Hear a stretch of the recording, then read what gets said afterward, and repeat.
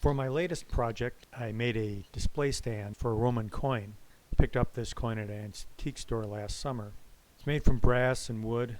The idea is to make a brass hinge with a hole drilled in it the same diameter as the coin that will support the coin between two plastic plates, so you can flip the hinge back and forth and see both sides of the coin. Here I'm drilling the brass plate that is the hinge so that it can accept the Roman coin. The edge is being milled round so that a brass tube can be soldered to the end. Brass rod will be fitted through this tube, creating the hinge portion.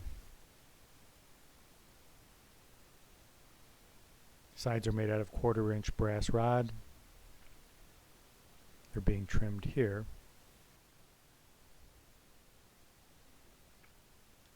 The center of each is drilled to accept the brass rod that supports the hinge, and then holes are drilled in each end of the support so that the supports can be screwed to the wood base.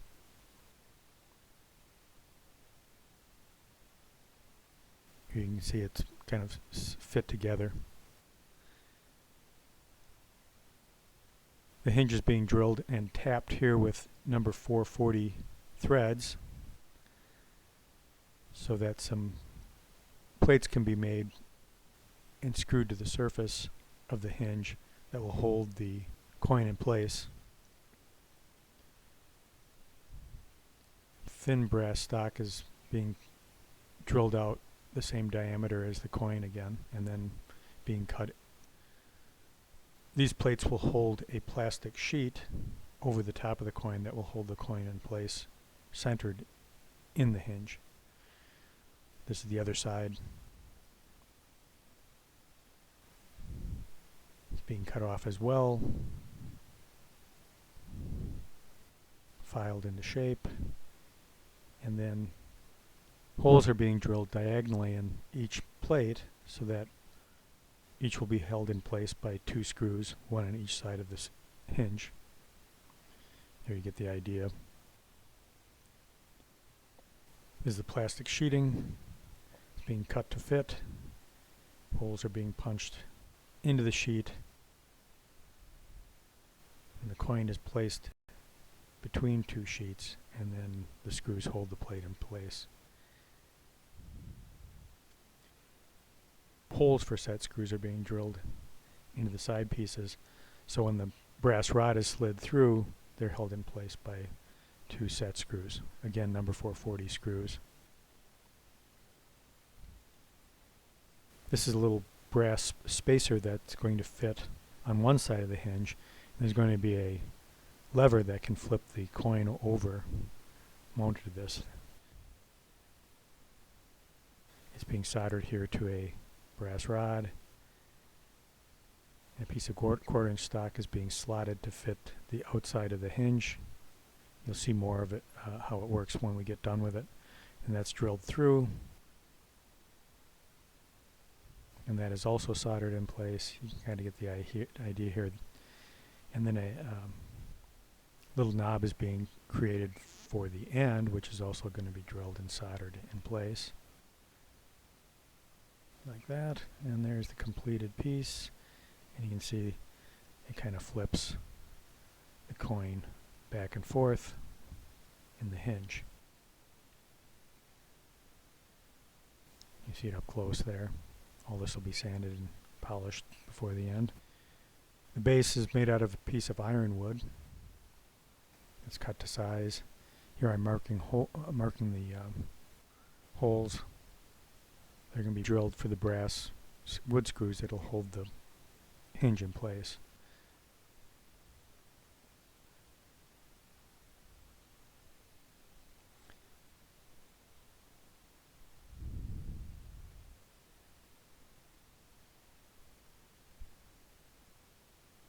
The ironwood base is going to be screwed to a much larger base. So holes were drilled there for that.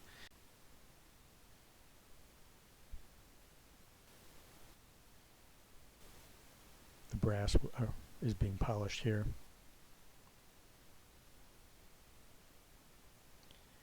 For this project I wanted nice shiny brass, so it's being polished.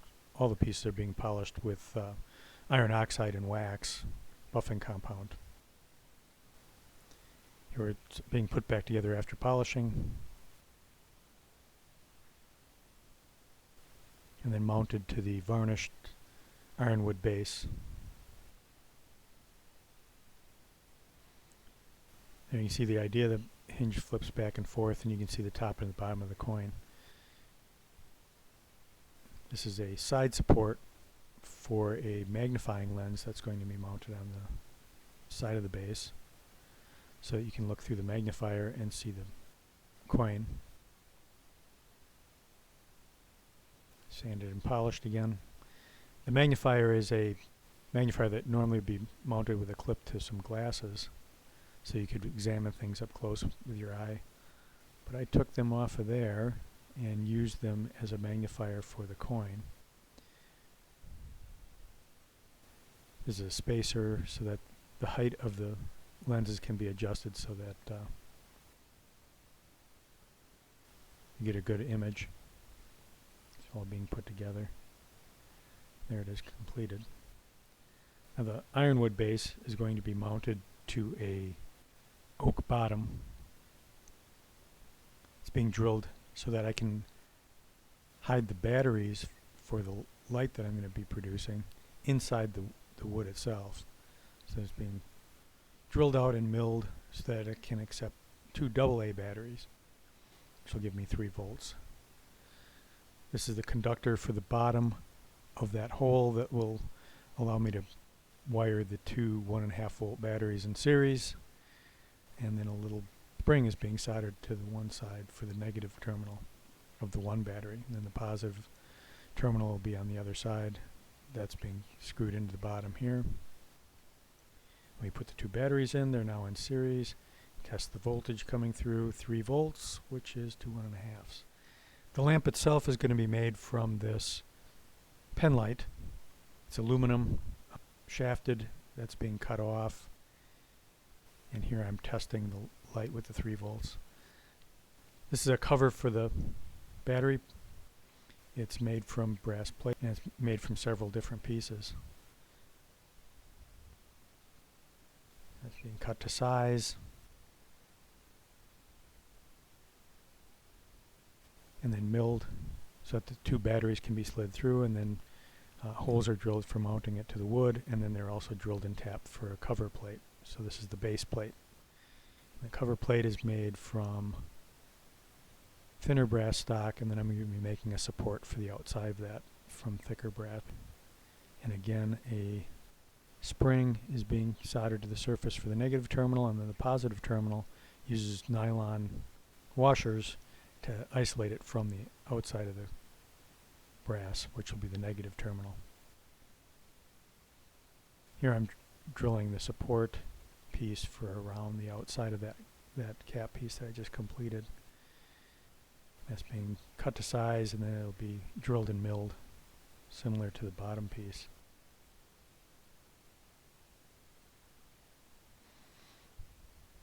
Here 2 holes are being drilled so it can be mounted. And here I'm cleaning it off. I'm going to solder that narrow brass plate to this frame. So what I did is I applied solder to the entire surface of both brass pieces. Tried to solder it together with a soldering iron, but then went for the blowtorch instead. And then polishing it all up. More polish. And here testing it on the lamp again. The lamp head is going to be made from another piece of ironwood. And that's being turned into a cylinder here on the lathe.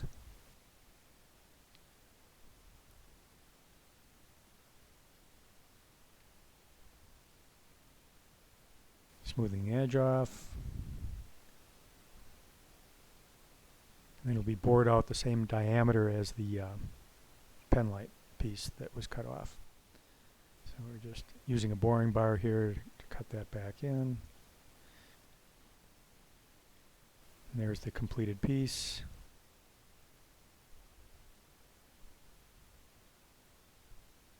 and smoothing off the other end, and then I'm putting a notch in here that will be slid over 1/4 inch brass rod, which will be the arm of the lamp. You'll see more how that works later, but the positive terminal isn't going to be attached to the battery, so that was soldered to a red wire, and then the black wire will serve as the negative contact. Here I'm working on the arms for the lamp. They're again made out of 1/4 inch brass. One end is slotted and the other end is made into a piece that can slide into another slot, and here they're being sanded. You can see that if you put the screw in here, I have a nice little elbow for the arm that's going to support the lamp itself. It's going to be mounted right about in that location. Here I'm cutting a notch in the forearm piece that'll accept the on-off switch that'll be mounted there, and then a little metal plate to cover that switch is being made.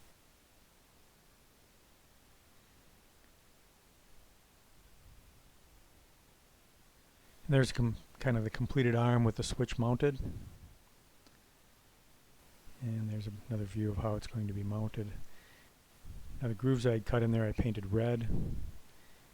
And now this is the base piece for the arm that will be screwed to the surface of the wood base, the main base. That's being tapped and threaded out to accept the screw. And then we're cutting it off. Then we're cutting a notch in here again so that the 1/4 inch arm can slide into that notch. And then it's being drilled out so that can be a set screw can be put through there, or a screw can be put through that will hold it in place. Rounding it off and then milling it so that it's thin enough and flat so that the screw that holds the arm in place can be put through that. And there's the whole arm, and that will extend through the base, and that spring will kind of hold it with tension. There's the wood base, putting some feet onto the wood base. There's pre-drilling, and those will be glued and screwed to the top piece.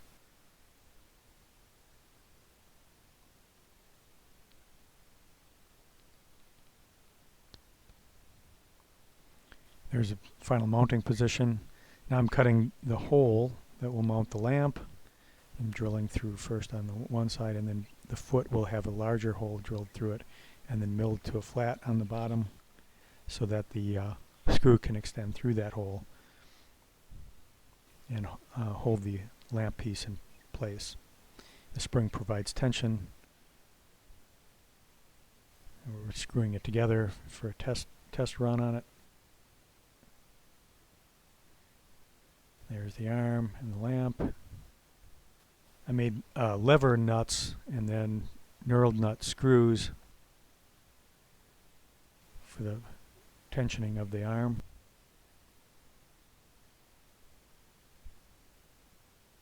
And here I'm just doing the wiring for the lamp to the switch.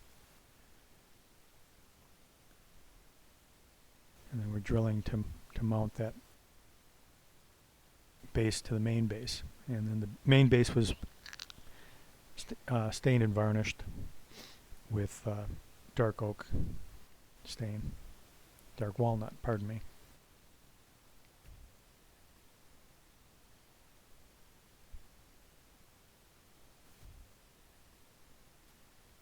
Here some brass eyes are being soldered along the arm. These will support the wires that run up the side of the arm to the lamp and the switch, or to the light and the switch. And everything again is being polished.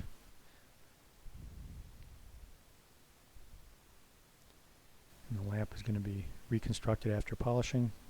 Here's how it fits onto the surface.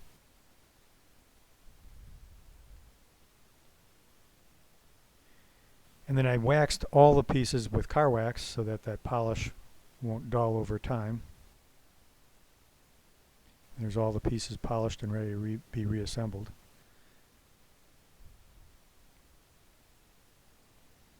Now we're really just doing reassembly after staining and varnishing the main base. putting the battery case all back together. Felt pads are being put on the bottom of the feet of the base. Adhesive felt. And we're putting the top base back together.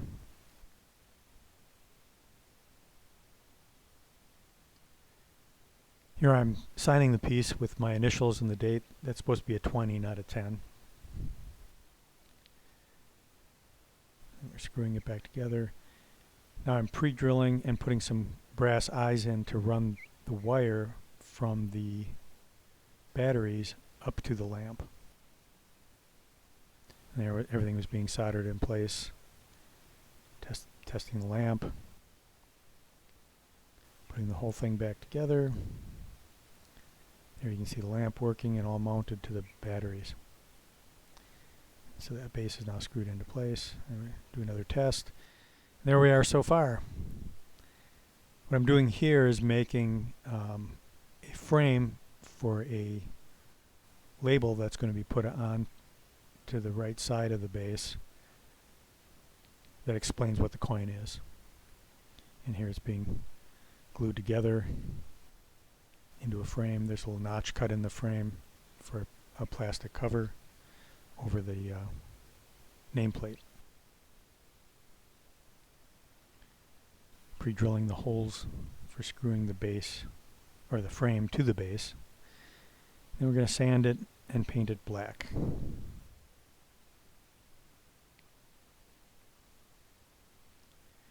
And here we're marking the holes and then pre-drilling. One of those screws is fake. You can see it glued in place there because otherwise I had to drill a hole through the batteries, which I actually did. Here I'm putting a bottom red element on the frame that'll match the two red lines on the thing. Here's the label. Explains what the coin is, who's on one side, what's on the other side, the dates, and that's the completed. Switch turns on and off. It can be turned from one side to the other side to illuminate both sides of the coin. It's interesting that the way the coin is printed or stamped, it's the heads are inverted from the tail, so when you flip it over you're seeing it right side up both ways. And you kind of see the magnifier working there. The coin was stamped sometime between 383 and 392 AD in Constantinople, later Roman Empire. You can check it out at the website labeled there. More information on the coin.